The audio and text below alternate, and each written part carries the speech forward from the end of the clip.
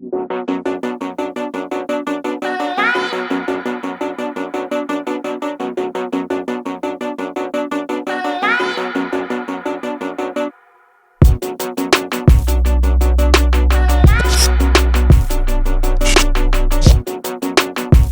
guys, how's it going? Welcome back to another video. I hope you're all having an amazing day so far. It's so nice to see your lovely faces here on YouTube again. So in today's video, we're going to be talking about what is in my camera bag, and I literally get asked this question almost every single day. People contacting me in whatever way they can, emailing me, DMing me, and that is asking the question, what camera do I use? What lens do I use? What drone do I use? Literally all of the gear questions, and hopefully I can provide some value for you today, and I'll be answering all of those questions. So without further ado, I'm going to jump straight into it and show you guys what goes into this bag right here. Alright, so getting into it, obviously the first thing for a what's in my bag video is the actual backpack itself. And this is a Brevity backpack. They sent it to me a while ago, and I must say it is definitely my favorite backpack that I'm using. I'm not just saying this because they sent it to me. They sent it to me to try out, and it has been remarkable. I love how it's got a camera segmentation part as well to keep your gear safe, but you can also take that out and use it as a normal backpack. Just in general, it's built really, really well, and I highly recommend this bag to anybody. On top of it all, it looks really nice as well. It looks like a nice, stylish, sleek bag. You can use it in the streets, you can use it in the mountains, and it's great for those Instagram pictures as well. Secondly is the 1DX Mark II, which I'm filming this on right now, but obviously I can't show you what I'm filming on, so I'm going to use another camera to show you that quick. So the 1DX Mark II, I bought this a few weeks ago, and it has been incredible so far. The image quality in both the photo and the video cannot compare to almost every camera out there. I don't want to have any Sony Canon arguments in the comments below.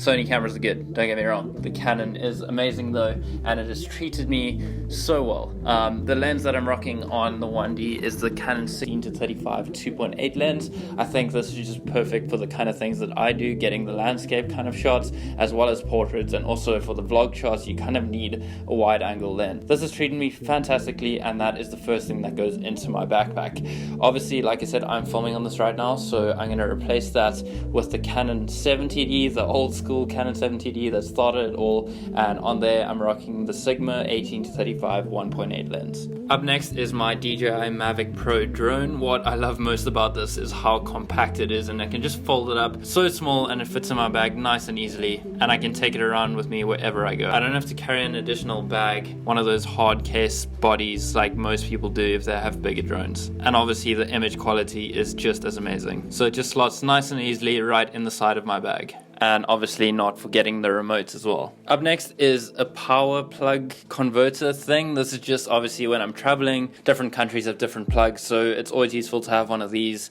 in case your chargers and outlets don't fit. Up next in the bag is just my drone charger, so that fits in there with the plug. So for me, that's all that fits in the main camera part section. Now I'm going to move on to the front, and what I like about this bag as well is that it has magnets on the front, so you don't have to worry about the bag flipping up at any point. It's so easy to close. The zips work nicely, and yeah, you can just snap it back down. And then inside it's got nice segments. You can put your pens and pencils and everything. So up next is my notebook, and I think this is an essential part for any creator. I think people might take it a bit for granted at writing stuff down. I really enjoy writing things down. I feel like I get things done a lot more when I write it down and make it physical, and it's not just an idea in my head or notes on my phone. So that fits nicely into the front of my backpack. Up next is my hard drive, and I recently just bought the G Drive 4TB hard drive, and one of the reasons I bought that one specifically is because it had a USB-C connection for my laptop, which is the 2016 MacBook Pro, which we'll get onto shortly. Up next I have a SanDisk Extreme Pro CFast card reader. This is just an essential thing to have if you have CFast cards, obviously. So again, that just slots right into the front of the bag. Up next is all my dongles that I need for the MacBook, and again I just have a verbatim connection thing that actually is really slim and nice looking compared to the Apple one, which is very bulky. So it has two USB-C ports, a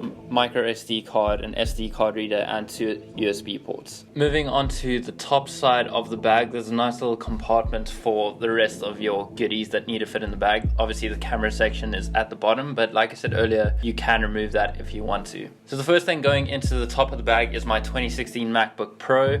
This has 16 gigs of RAM, 500 gigabyte internal storage, and it's just a beast. It does everything I need to do for my video and photo editing. It can handle After Effects, handle all the Premiere Pro video editing that I need to do. So does everything I need to do absolutely perfectly. Up next is my Zion crane, and I'm actually selling this and getting the Zion Crane 2 because the first one doesn't support the weight of the 1D, but this is an excellent tool for any filmmaker. It keeps your footage nice and steady, making it look really professional, and what I love most about it is how compact it is, and I can literally fit it into the top of my bag if I just remove the battery pack, but then I can slot that into the flap of the top of the bag. It's got like a secret compartment over there. Up next is this prism that I bought also a few weeks ago. It was only like $15 on Amazon, and it makes for some of the most amazing shots. I used it in Times Square, and the photos and videos that I got were just beautiful.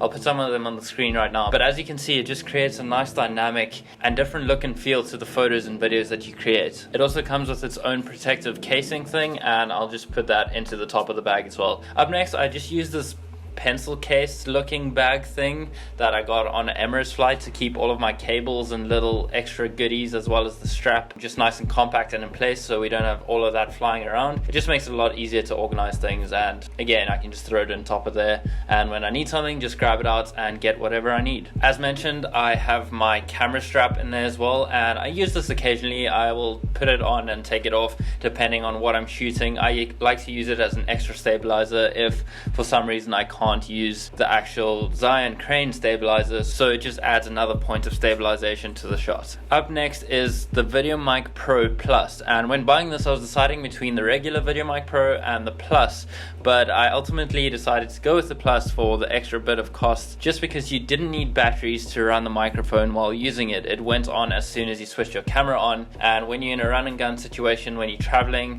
this has happened to me before where I forgot to put the microphone on or connected it wrong or something, and there was just an error, and then you lose all of that audio. So I didn't want any of that to happen, but not to mention the audio quality of this microphone is fantastic. So it's a bit of a tight fit fitting into there, but I'll usually have my camera as well as the microphone out, so it doesn't need to be packed so full, but you can see that it still contains everything really well, and it fits together and looks like a really cool bag. Lastly, just some smaller things, my Apple AirPods. I love these things. I can't tell you how many pairs of earphones I've broken because the cable gets tangled up and then automatically just one of the earphones don't work. I think every single pair of Apple earphones I've owned, eventually one of them doesn't work, and that is because of the cables getting tangled up and breaking. So the Apple AirPods have been fantastic. I can't recommend them enough. It just looks really sleek as well. It's nice and small. The only worry that most people have is losing them, but hasn't really been a problem for me. It has this nice little case that charges them as well, so it's so good. Apple's killing the game. So that just fits so snug in the front of my backpack. And then lastly, I don't know if this was designed for it, but my passport fits perfectly in the front as well, so gotta have that. It's a crucial part to traveling the world and finding new locations to get epic shots, but once that's in, I'm ready to go and explore new adventures. So I'm sure a few of you guys are wondering as well, where is the tripod that I use? And to be honest, I hardly ever use a tripod. The only time I really use a tripod is when I'm filming here in my room. So I have this really cheap, like $30 tripod. I bought it like 3 years ago, and one of the legs is literally broken, but it does the job in my room. So again, you don't need to have like the best equipment to do everything.